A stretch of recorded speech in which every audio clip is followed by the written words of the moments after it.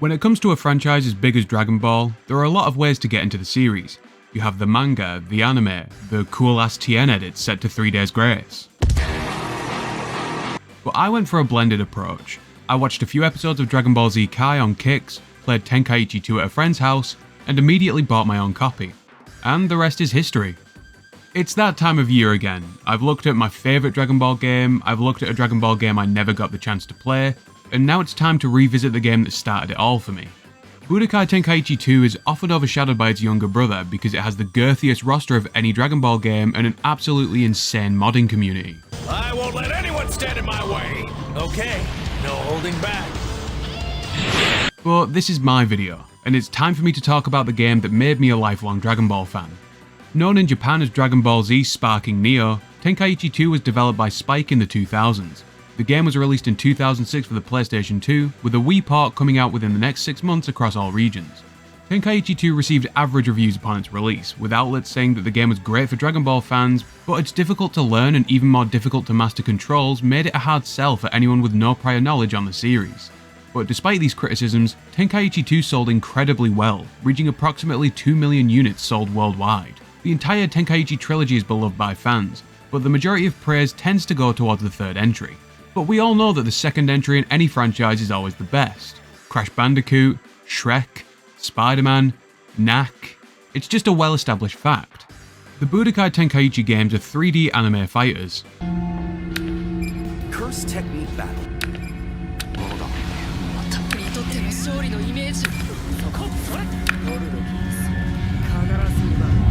I swear these used to be good back in the day. Hopefully Sparking Zero can bring anime games back from the brink.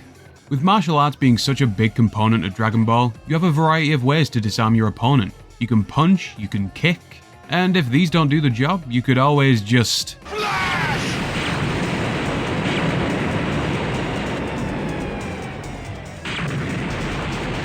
The combat system of Tenkaichi 2 consists of the staples of Dragon Ball games: basic melee attacks, ki blasts, super attacks, transformations, and more. Once again, the game features fully destructible environments so you can throw your enemies through buildings, mountains, and maybe find a Dragon Ball in the rubble if you're lucky. I don't really have anything spectacular or awful to say about the combat system here. It's fun to play and it's fun to watch. It doesn't do anything revolutionary, but it doesn't really have any glaring weak points either. It's reliable and consistent. It's like Witos. They aren't anything special, they're kind of basic, but you know they aren't going to let you down. The game's combat is incredible when it flows well. But to get to that point, you need to get to grips with the controls of the game. In the PS2 version, your moves are tied to specific button combinations, like holding one of the triggers and pressing a face button to launch a super attack. But the Wii version was released a short time after the Wii's initial launch, and you know what that means. Yeah, the Wii version has some quirks when it comes to controlling the characters. For example, to rush towards your opponent in the PS2 game, you simply press the X button, but in the Wii game you have to flick the nunchuk down. Super attacks are activated by holding the Z and B buttons and completing an action like moving the pointer off screen in a certain direction, thrusting the Wii remote backwards and forwards again, or by shaking the nunchuk twice and then the Wii remote once. You ascend and descend by holding the C button and tilting the nunchuk up or down, and you transform by pressing 1. Unorthodox is an understatement. Fortunately, you do have the option of using a classic controller or a GameCube controller for more traditional controls. But when I was a kid, I didn't have access to any of these controllers, which meant I had to make do with the motion controls. I was thrown into the trenches, flicking my wrists and waving my arms in a desperate attempt to survive. In the end, I did more than just survive. I thrived, and didn't go outside for a full summer. So while I definitely agree with the complaints about the batshit motion controls, I'm weirdly fond of them. I guess you could call it a weird case of video game Stockholm Syndrome. So count your blessings that Sparking Zero isn't releasing with Wiimote support, because if it did, I'd be fucking unstoppable. As I've said multiple times so far, Tenkaichi 3 has an absolutely massive character roster, but Tenkaichi 2's numbers are nothing to sneeze at. With a roster of 129 characters including transformations, there's a wide variety of characters from across the series, including the movies, GT, and OG Dragon Ball. While not as big as the selection in 3, the character roster here let me play out my own what-if scenarios when I was a kid. Fun fact, the Wii version of the game actually has extra characters added on top of the PS2's lineup, featuring the likes of Apool, Cyborg General Tao, King Piccolo, the Pilaf Machine, and Frieza Soldier. That's right, Nintendo fans, we won. Prepare to die!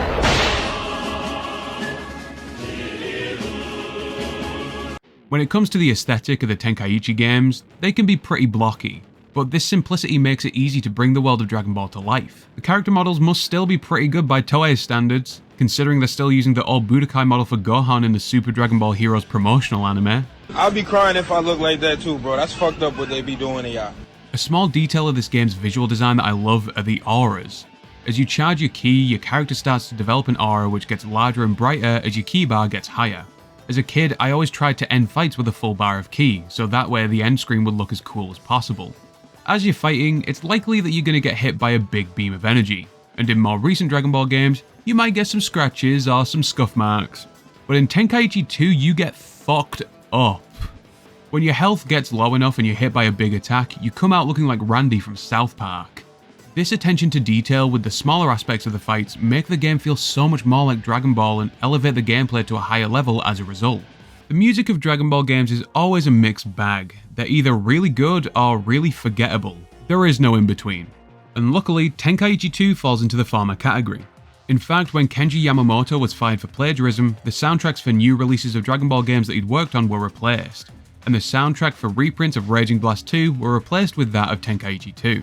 The majority of Dragon Ball games are mainly a retelling of the anime and manga, and Tenkaichi 2 is no different. In the Dragon Adventure mode, you can re-experience the wondrous story of Dragon Ball in all of its glory. Alright, time for some fun!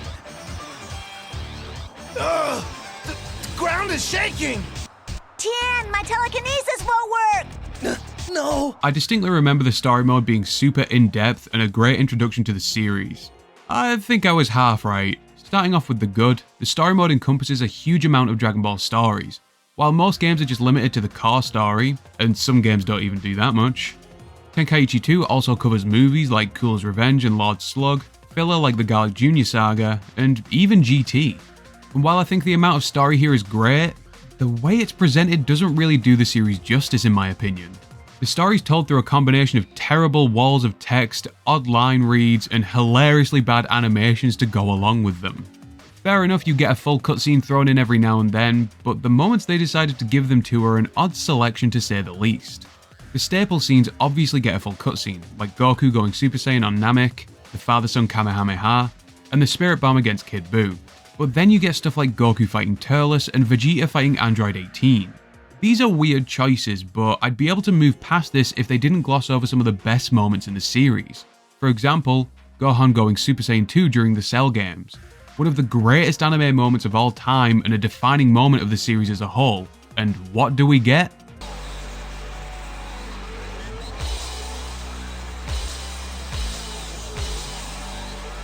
Oh, okay, but Vegeta getting his shit rocked by an iPhone gets the cutscene treatment.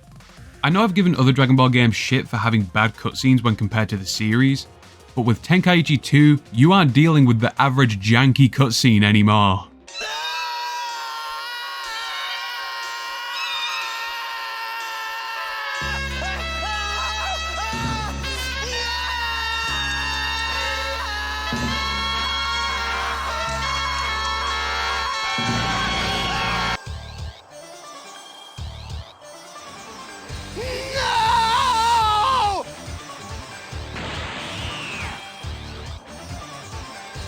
Personally for me, the cutscenes are kind of charming because I'm nostalgic about this game, but even I have to admit that this stuff just doesn't do the anime justice in the slightest.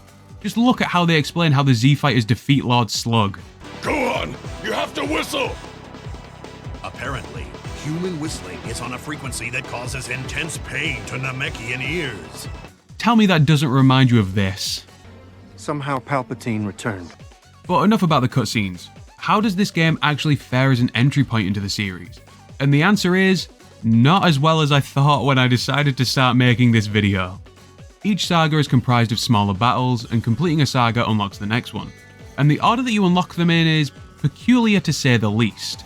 The order goes like this: the Saiyan Saga, Tree of Might, Lord Slug, Bardock Father of Goku, the Frieza/Namek Saga, the Garlic Jr. Filler Arc, Cooler's Revenge, the Return of Cooler, History of Trunks, the Android Saga, Super Android 13, Broly the Legendary Super Saiyan, Trunks Returning to the Future, BoJack Unbound, the Boo Saga, Broly's Second Coming, Fusion Reborn, Wrath of the Dragon, and then we get the GT sagas, Baby, Super Android 17, and the Shadow Dragons. Now you're probably thinking what I'm thinking. That's a lot of Dragon Ball. The story mode of Tenkaichi 2 covers every saga in Z and GT, both TV specials, an anime-only filler arc, and 10 out of 13 Dragon Ball Z movies that were released at the time. So the only Z stories that are missing from this are the movies Dead Zone, World's Strongest, and Bio Broly. This is a lot more content than you get in some other games that I've looked at in the past.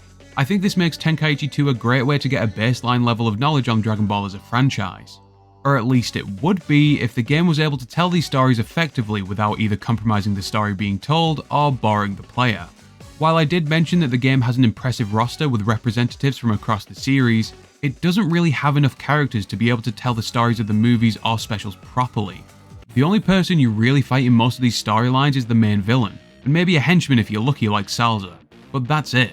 Barely any of the minor movie antagonists were in the game, so these stories just boil down to fighting the main villain a few times with different characters, followed by Guys, I did it! and that's about it. By the way, since the game places the return of Cooler before the Android saga, this is actually where you unlock Super Saiyan Vegeta for the first time. You don't get the badass introduction against Android 19, you just get Vegeta showing up on New Namek like, I can do this now! So that's neat. In every scenario, the game pits you against a CPU character, and the level of your opponent varies depending on how difficult the fight is meant to be. Every character you play as starts out at level 8, which is a weird starting point, but hey ho, and you're able to level up by increasing your stats with Z items. These are equipable items that increase stats like your health, attack, defense, speed, and super attacks. As you fight, you gain experience that goes towards leveling up your equipped Z items, but not the character, as they'll revert to level 8 as soon as they're taken off. I think this is an interesting system that you can use to even the playing field when your opponent keeps spamming death beams that take out an entire health bar. I can't take this shit no more, man. Since some characters change over the series like Gohan or Vegeta, they never get as much XP as characters with just one slot in the game's roster. And because of that, I ended up with a stupidly overpowered Piccolo by the end of the game, and I wouldn't have it any other way. The Z items come in very handy in survival missions where you just have to last a certain amount of time against an enemy. The missions where you need to survive against Cell and Android 18 as Mr. Satan are still as insane as they were when I was a kid. I had him juicing with so many defense and health boosts just to last a minute in the ring. And when you're not fighting for your life against planet-busting threats, you're probably traveling across the world map to get to those fights. It doesn't really amount to much in the grand scheme of the game, I just thought it was a cool feature and reminded me of the open world areas that we'd eventually get in Kakarot. Dragon Ball is a series that inspires a lot of what-if scenarios from the community. No matter how stupid the scenario, I guarantee there is a 2-hour YouTube video about it somewhere, and I think that's partly inspired by the video games. Tenkaichi 2 has 3 what-if scenarios you unlock for doing certain things during the story mode, like defeating Raditz as Piccolo in the Saiyan Saga, and beating Gohan with Goten in the Buu Saga. The scenarios you get here are as follows. Zarbon betrays Frieza to wish for immortality and tries to pit the armors of Cooler and Frieza against each other. Raditz gets amnesia when he first comes to Earth and reconciles with Goku. It doesn't go as far as Masako's what if, but it's still fun. And Gohan being absent from the 25th World Martial Arts Tournament somehow leads to the Buu Saga never happening. These aren't on the level of other popular what ifs like Dragon Ball AF or Goku being betrayed and trapped in the time chamber, but I think that's a good thing, as doing anything on this scale would just delve into ridiculous fanfiction. It's just wacky fun antics in a hypothetical world that you don't need to think too hard about. So far, you're probably thinking that the only thing you can do in this game is fight in the story mode, but you'd be wrong. You can also fight in slightly different game modes. The dueling and training modes are pretty self-explanatory. Here you can learn how to play the game, practice against an adjustable opponent, and fight against other players or the CPU. In the tournament mode, you can fight in one of 3 tournaments: the World Martial Arts Tournament, the Cell Games, and the World Martial Arts Big Tournament. It's a decent way to grind Zenny, and you can unlock higher difficulties by beating the lower ones for every tournament. And if you're trying to get through them quickly, the World Tournament stage has a ring out mechanic, so you can just slam your opponent out of the ring and win near instantly. In Ultimate Battle Z, you can take on battle courses of fighters with a common theme, like Goku's rivals, the Ginyu Force, and tag teams you see throughout the series. Some of these have different conditions, like survival battles where you take on every opponent in the same match without your health bar refilling. Beating the courses only gets you Z items unless you're playing the Wii version, in which case this is how you unlock your additional characters. That's right, I played through the battle courses just to unlock Freezer Soldier for the Smash Bros bit earlier. I hope it was worth it. Earlier I mentioned Z items that you can use to buff your stats and level up your characters. You can buy these either during the story mode from Baba on the world map, or you can find it through the item shop in the game mode select menu. But leveling up your character isn't the only thing you can do with Z items. Certain items can be used to unlock characters that haven't been unlocked through the story mode or grinding battle courses for about 3 hours. Throughout the story you'll get items with weird names like Hatred of Goku or Ultimate Transformation. Through the Evolution Z mode, you can fuse these items with each other or with existing characters to unlock new ones. It's over, Kaiba. I used polymerization to fuse Nappa with Powerball to summon Big Monkey. I remember googling cheats for the game when I was a kid and finding a page full of fusion recipes for every character in the game. Redoing that for this video reminded me of how fun it is to figure out the combinations for each character to fill out your roster. While the story mode may not be the best representation of Dragon Ball's plot, there's a Dragon Library where you can study up and fill in any gaps that you might have missed.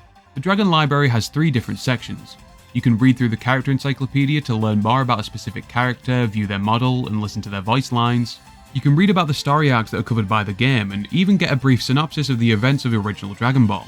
And if you need more info on anything, press the C button and Videl will pop up to give you her thoughts on each saga. For example, during the Frieza saga she says, Krillin? I wonder what this is about. Wait, isn't this where Krillin... And finally, you can listen to the game's soundtrack here. Listen, nobody's touching the AUX, I got the Nintendo Wii hooked up, okay? And the data center is the last mode in the game, unless you count options as a game mode. The data center is just here to let you save your custom characters using passwords and use secret passwords to unlock pre-built high-level characters. I personally never used this mode when I was a kid, but I don't think my enjoyment of life has been diminished in any way as a result. I'll be honest, I went into making this video expecting to give this game an 8 or a 9 because of how good I remember it being. Tenkaichi 2 has a great roster of characters, a wide view of the series, and a control scheme that I can't help but love and hate at the same time. And while the story mode is ambitious in its attempt to cover the movies and arcs outside of the original manga, it's held back by repetitive fights, a bizarre sequence that arcs occur in, and awkward cutscenes which I find oddly charming due to nostalgia. The other modes are pretty much what you'd expect from a Dragon Ball game, which means you can still test yourself in the challenge mode and become a well-learned scholar with the character encyclopedia. The perfect balance. Budokai Tenkaichi 2 is a great Dragon Ball toy box that's fun to revisit and dick around in from time to time, but it's very difficult to recommend to people trying to get into the series. 6 out of 10, but I will always love this game regardless. This was originally meant to be a video about Ultimate Tenkaichi, but with the recent passing of Akira Toriyama, I didn't want to get more depressed by playing the absolute crock of shite. So instead, I wanted to revisit the game that started it all for me. I think Dragon Ball means different things to different people. It's difficult to express it, honestly. It's one of the most influential stories ever written, and it's inspired countless other manga runs. Dragon Ball is more than flashy fights, screaming matches, and transformations. It's about finding friends in the unlikeliest of places. It's about humor. Which means if I chunk this rock at him, he'll just zap it into a million pieces without even opening his eyes. This is going to be so cool! And above all else, it's about being better today than you were yesterday. I think that's something worth remembering.